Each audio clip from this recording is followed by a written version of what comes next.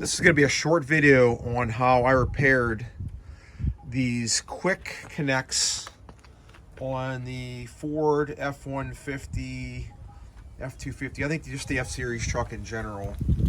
What the problem is there's a quick connect that they place from the factory on the transmission lines, one of which is here, and I'm going to show it to you real quick.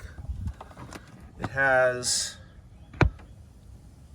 like a keeper on there, a plastic keeper, and then there's a aluminum clamp that you use a special tool to connect it with on the factory line. I'm gonna get it under the truck and show you exactly what it was or what it is. Here we go, crawling underneath.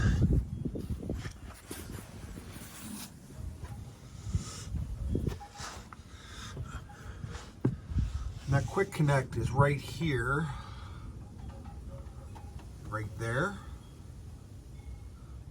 and right there. So those are the ones that actually break. So what I did was I took off the metal piece right here, that aluminum piece, and I created another connector. I just slipped the hose on. After I removed the metal, this aluminum clamp, I just cut it off with the cutoff wheel. And I double hose clamped that. And then I double clamped the top side, which you'll be able to quickly see through that little opening right about there.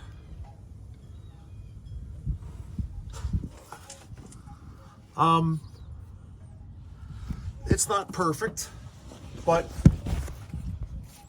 it has worked for me for thousands and thousands of miles.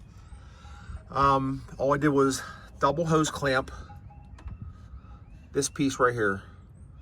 I slipped the hose up to the end right here, which my finger is at, and then double hose clamped it. Every once in a while I'll come in and I'll re-tighten them up, see if they're loose. Some of them, I think one of them came a little bit loose, but double clamping them ensures that it's not going to come off. So that's my quick fix for the transmission line. So it goes from basically one of these things, which will fail. It's not if, it's when. To this. I could clean it up a little bit by disconnecting these extra, there's a lot of extra parts on that worm clamp I could trim off and make it look a little better, but it works, it's functional, hasn't leaked. So any questions or comments, let me know. I'll answer any questions you may have on what size hose it is, what size clamp I used, that kind of thing. All right. So you don't want one of these hoses to come off while you're driving it. It'll be catastrophic for the transmission. Once you lose line pressure, you lose pressure in the transmission. You pretty much cook them.